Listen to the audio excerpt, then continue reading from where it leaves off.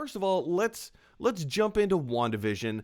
The trailer that they showed and is now streaming online. This show looks absolutely incredible. Like I said, it's coming in 3 weeks, 4 weeks, something like that.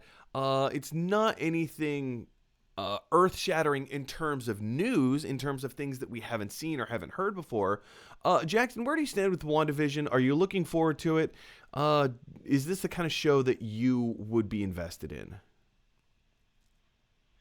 I think it looks interesting so far. I'm quite a skeptical person, so I often hold back a little bit when I see a trailer that is exciting and just think, hang on, it might not be that good. But then um, Marvel's done a really good job of exceeding my expectations personally. I know I'm not alone in that, but I remember going to the cinema in 2008 and seeing a trailer for Iron Man and thinking, Iron Man, they're really scraping the barrel now. No one knows about Iron Man. Yeah. No one's going to watch Oh, Iron Man. yeah. And yeah, Iron Man turned out to be a lot better than I expected. It was a huge film. And yeah, it's been like a consistent thing. I remember before the Avengers came out thinking, I'm just not seeing them all on screen together. How are they going to make this work? Mm-hmm. And they made it work. And yeah, they seem to be exceeding my expectations. To bring it back to this, the trailer looks good. I think it might be. I think it's worth a watch. I might wait a couple of weeks to see what people say about it with this one because there are a couple of properties that were announced that excite me a bit more. But I'm intrigued anyway. I'm intrigued by this one. Same, yeah. I'm very much looking forward to it, and not only WandaVision. One of the other shows that they announced that I am very much looking forward to is Falcon and the Winter Soldier.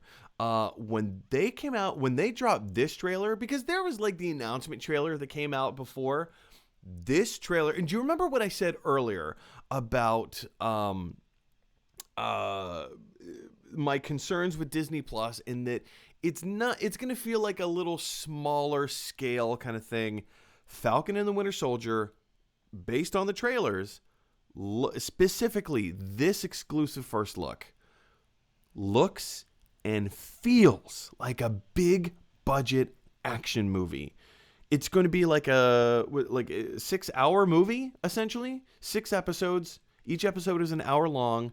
It's a 6 hour movie that looks and feels like it belongs up on the big screen. I This was not my most anticipated film, or rather project. When they started announcing all the different things, WandaVision seemed more interesting to me. There were a few others that seemed interesting. Of course, I was very interested in Falcon and the Winter Soldier, but having seen this exclusive first look, oh man, wow, this looks good. Jackson, what's your hot take? It looks epic. Looks very. It looks like they're spending money. Like you say, it looks more cinematic. And when I saw the trailer, the high action stuff and everything that's going on, I'm just thinking, wow, this is not something that you normally see made for TV. It looks like they're really they're spending money on it anyway. Yeah, man. Not just spending money on it, but it looks like, to your point, it looks epic. It looks just completely breathtaking. And aside from that, one of the other things, not the last thing, the next show that they kind of briefly talked about was, like I said, guys, I'm trying to do like 5 things all at the same time. They announced Loki. And again, when I say announced Loki, they gave us our first exclusive look at what Loki was going to be. We really had no idea what the show was going to be about. I mean, we knew it was probably going to start with the events from Avengers Endgame, where Tony Stark goes back in time to try and get the Tesseract. He fumbles it. The Tesseract falls onto the floor. Loki, under arrest, picks it up and vanishes. He uses the Tesseract as the Space Stone to disappear into transport himself to another time, another place, right? And then he gets out of the situation, blah, blah, blah. We kind of figured that that's where the series was going to pick up, because that was Loki's story. That's a story, right? But this trailer, my goodness, introducing the Time Variance Authority, like when I heard that Owen Wilson was in it, I was like, hang on, wait, what? What do you mean Owen Wilson is in this film? Or series, rather.